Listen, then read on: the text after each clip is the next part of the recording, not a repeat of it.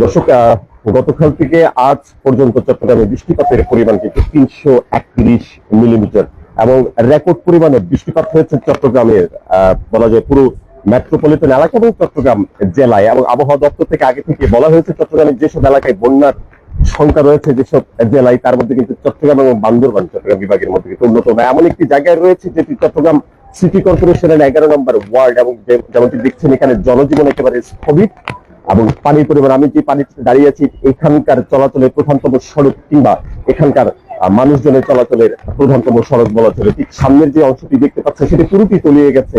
এবং যতটুকু এখানে সড়ক ধরে যাওয়া হচ্ছে প্রায় সামনের 200 মিটার এবং পিছনের আরো 300 মিটার পর্যন্ত কিন্তু পুরোটি পানিতে তলিয়ে আছে। বেশিরভাগ দোকানপাট বন্ধ রয়েছে, একেবারে জনজীবন স্থবির হয়ে রয়েছে। চট্টগ্রাম ব্যাপী আমরা খোঁজ খবর নিয়েছি এবং জানতে পেরেছি যে চট্টগ্রাম ব্যাপী কিন্তু একই অবস্থা। চট্টগ্রামের আগ্রাবাদ, মুরাদপুর, প্রবর্তক, 2 নম্বর গেট, মোড় সহ বিভিন্ন জায়গায় কিন্তু পানি জমে আছে, যেহেতু গতকাল থেকে এক টানা বৃষ্টি পড়ছে এবং সেই বৃষ্টির প্রভাব কিন্তু আমি যেমনটি জানিয়েছি যে 331 মিলিমিটার কিংবা তার বেশি পরিমাণ রেকর্ড পরিমাণে বৃষ্টিপাত কিন্তু চট্টগ্রামে রেকর্ড করা হয়েছে গতকাল থেকে।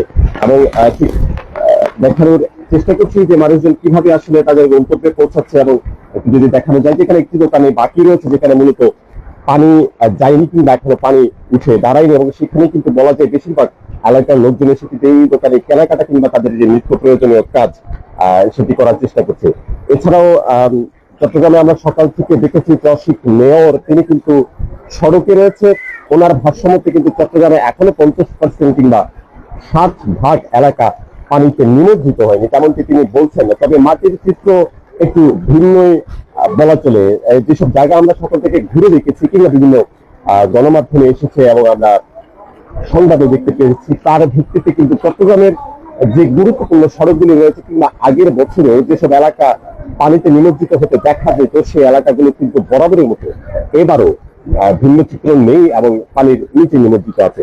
এবং আমি এখানকার একটু আশপাশ দেখানোর চেষ্টা করবো। এখানে যে মূল সমস্যাটি রয়েছে, মূলত বছর খানেক ধরে কিন্তু এখানকার নালাগুলি পরিষ্কার হয়নি নিয়মিত, যার দরুন এটি একেবারে সমুদ্রের কাছাকাছি হওয়ার পরেও বেশ কাছে কিন্তু এখান থেকে বলা যায় 2 কিলোমিটার এলাকার পাশেই কিন্তু বঙ্গোপসাগরের অবস্থান একটি অংশ পড়েছে, চট্টগ্রামের পতেঙ্গা এলাকা পড়েছে। তারপরে কিন্তু এখান থেকে পানি নিষ্কাশন হতে বেশ বেগ হচ্ছে, যার প্রধান কারণ এখানকার যে নালাগুলো রয়েছে সেগুলো কিন্তু পরিপূর্ণ হয়ে আছে।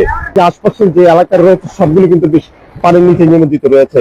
এবং এখানকার একটু খেয়াল করলে বুঝতে পারবেন যে এখানকার বাড়ি ঘর কিংবা যে দোকানপাট গুলি রয়েছে সবগুলি কিন্তু বলা যায় একটু উচ্চতায় বাড়ানো। এর কারণ হচ্ছে আগে থেকে কিন্তু এই এলাকাটি বেশ পানির নিচেই ডুবে থাকে। কেউ কিন্তু ঘর থেকে বলা যায় এক প্রকার খুব জরুরি দরকার ছাড়া বেরোচ্ছে না।